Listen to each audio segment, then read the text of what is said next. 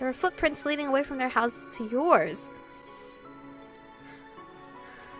Bitch. Am I keeping a murderer in my house?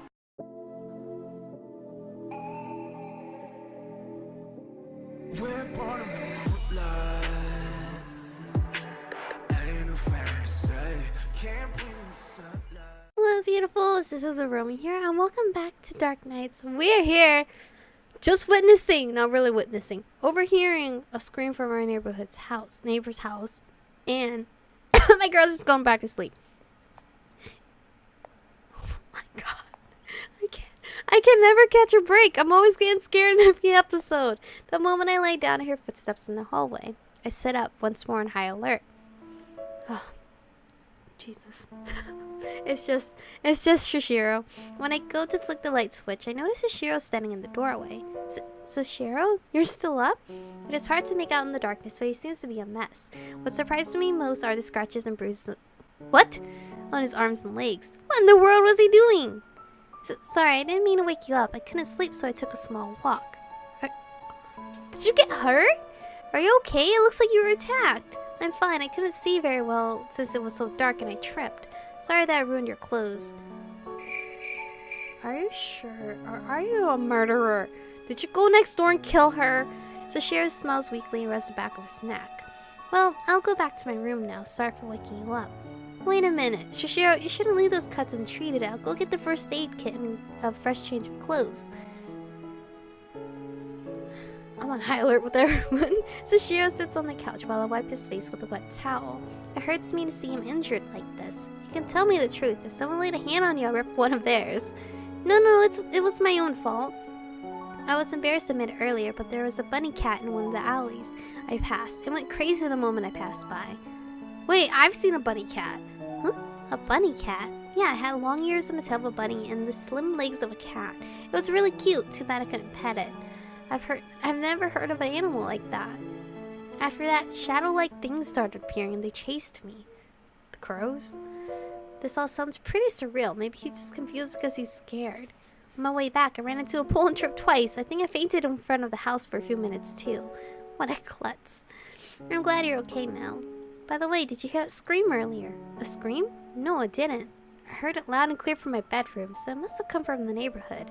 It probably happened while you were unconscious. You're probably right. Sorry. Anyway, promise me you won't go out at night again. You probably haven't heard the news, but there's been murderers around here lately. Besides, I have to cover you in bubble wrap if you get all scraped up like this again. I promise to stay inside. While cleaned up, Sachiro heads back to his bedroom. I'm glad he made it back in one piece, but that was a little odd. His clumsiness is definitely going to get him into trouble someday. Are we going to go to class and teacher's going to tell us someone was murdered? And then we witnessed it, overheard it? Before leaving for school, I prepare a few meals for Sachiro. Excuse me? On the way to my classroom, someone forcefully grabs my shoulder. Irritated, I turn around and swipe the hand away. Oh! It's Ryoji! Why was he so rough? Michiko, I'm so glad you're okay. I heard about what happened to your neighbors. My condolences. Did you run into the culprit? Did he do anything to you? Calm down, Ryoji. As you can see, I'm still in one piece. I don't even know what happened. Then, I'm glad you're okay. You didn't see or hear anything, did you? I did hear a scream last night, but I thought it was from a really loud horror movie. There was an investigation at your neighbor's house this morning. The couple who lived there was brutally murdered. They're actually dead? There were footprints leading away from their houses to yours. Bitch. Am I keeping a murderer in my house? What? There were footprints leading away from their house to yours. I was worried that whoever did it got to you too. When I woke up this morning, I didn't notice anything out of place. Well, the investigation is ongoing. I'll let you know if you find anything else. Speaking of which, the police will stop by your house for questioning later. And don't worry, I don't think you're a suspect. I see. I don't think I'll be very helpful though. The news is so shocking. It feels unreal that people who live so close to me were murdered. Be extra cautious from now on. Make sure to lock all your doors and windows. And don't let anyone you don't absolutely trust into the house. Too late. I'm dying. I'm dying tonight. Bye. Honestly, it was weird since Sachiro said he also saw the same animal, but that animal didn't let him pet him, but that animal let me pet it. So it probably knew I was a good person, but Sachiro probably gives it bad vibes. You should also leave a weapon of some sort near your bed. Wait, maybe I should come over and... I'll be fine, Ryoji. If I think something might happen, I'll call the police. I show a confident grin and put my thumb up. Oh, before I forget, I finished looking up that Sachiro person for you. That was fast. What did you find? There's no student registered under that name. I tried it as a family name too, but nothing. Oh, sorry for the trouble. Could Sachiro be a nickname? Maybe he forgot his real name. Or he could be from another village? If that's the case, it'll be really hard for him to find his home. He's a murderer. All the boys we love are murderers.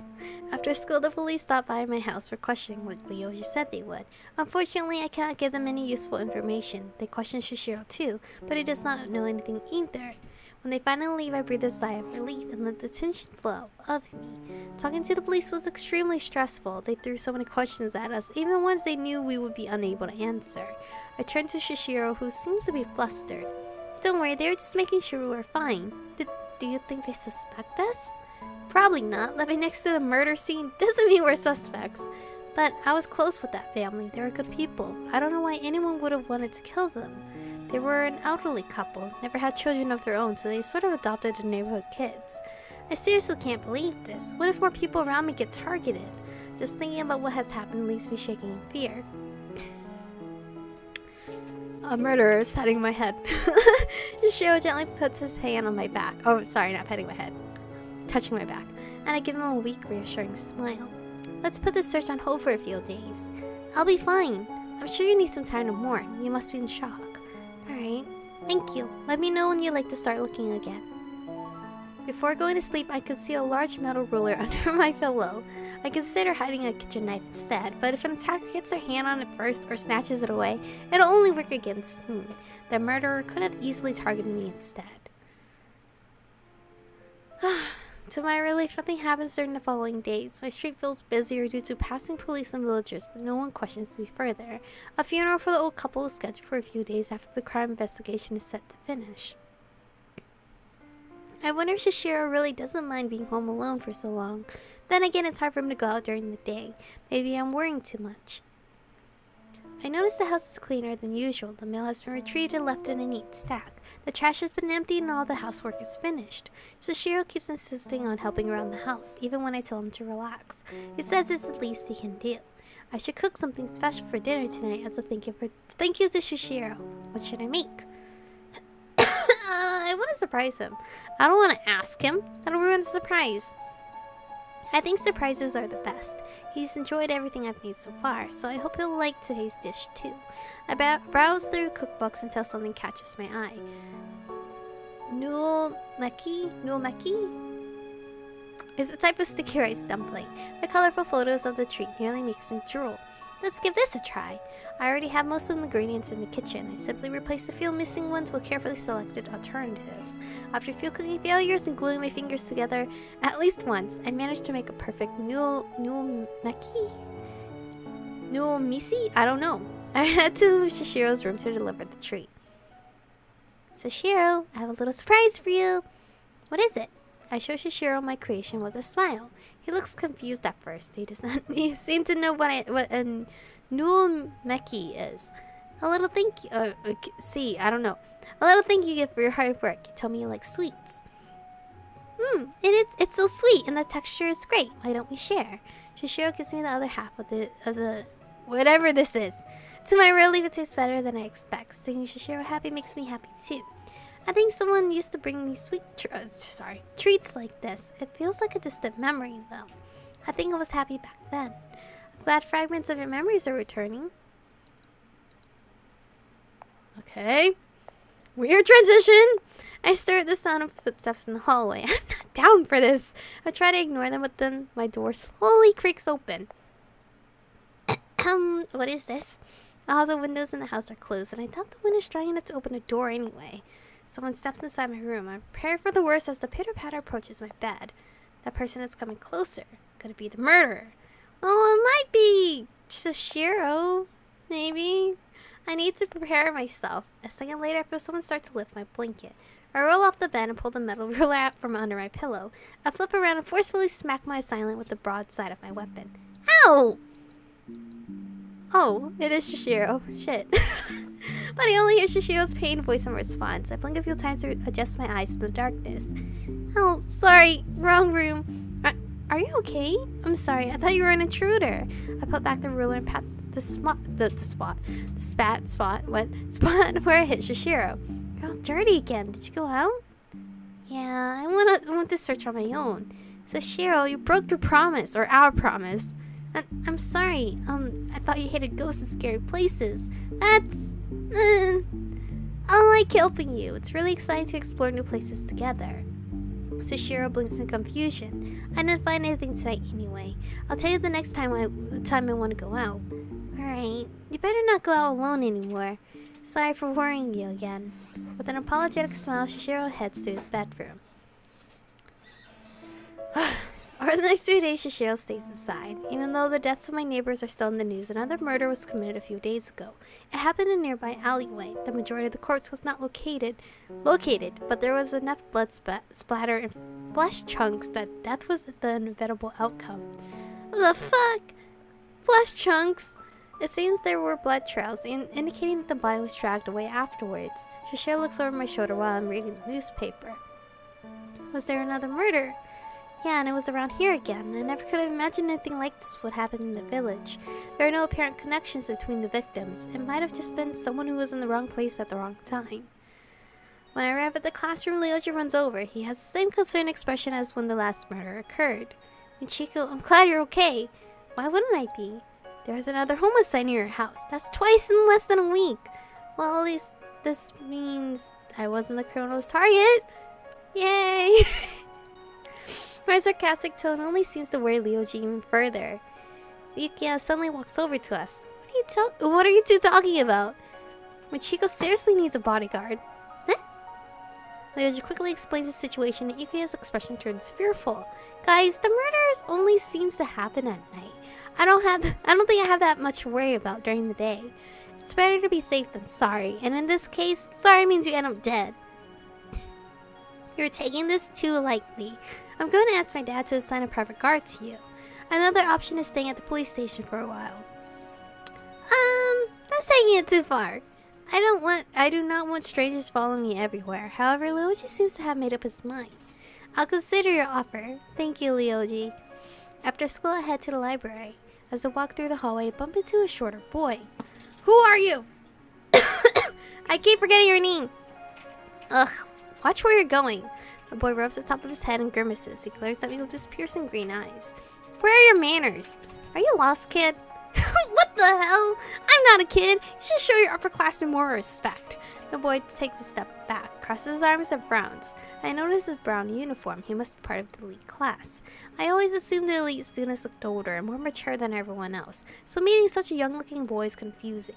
I'm sorry, I didn't realize you were a senior. Finally noticed, did you, genius? The boy's bluntness is frustrating, and I know better than to start pointless fights. He continues to glare at me, tapping his foot on the floor. He seems to be waiting for another apology.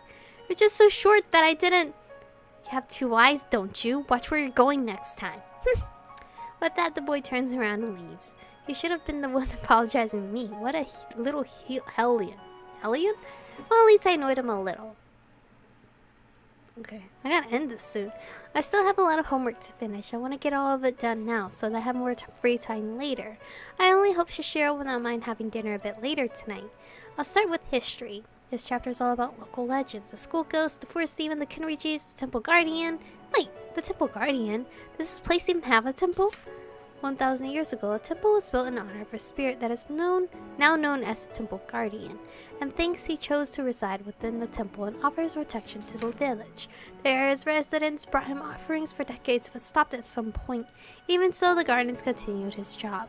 What a sad story. The guardian must have felt so lonely. I wonder where his temple is. I've never even heard of it before.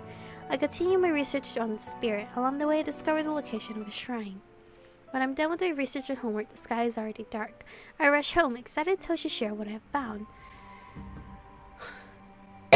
Shane, please. Scaring me. I slow down when I notice someone standing in front of my house. This figure is tall and his face is obscured by a hoodie. As I inch closer, I notice he's wearing a gas mask. Excuse me, is there anything I can help you with? The man does not respond. He remains frozen to the spot like a statue. Did he not hear me? Maybe he's deaf? I wave my hand in front of the man's face. Hello? He grabs my wrist before peering down at me with the sharp blue eyes. I heard you the first time, but you didn't say anything. I'm not obligated to. Never mind. He looks me over from top to bottom, causing a chill to run down my spine. Without a word, the man turns around and walks away. What a strange guy. Well, Shiro, I'm home, and this is where I'm gonna end the episode. Well, we're on day 8. That means Shiro's route should be almost done, correct? So maybe this might be the end of the episode, and final episode for Sachiro. I don't know, depending if the next episode's too short. So yeah. But anyway, thank you guys for watching today's episode. Stay beautiful, and I'll see you guys in the next one. 혼자 주저앉아 생각만 커져가 언제부터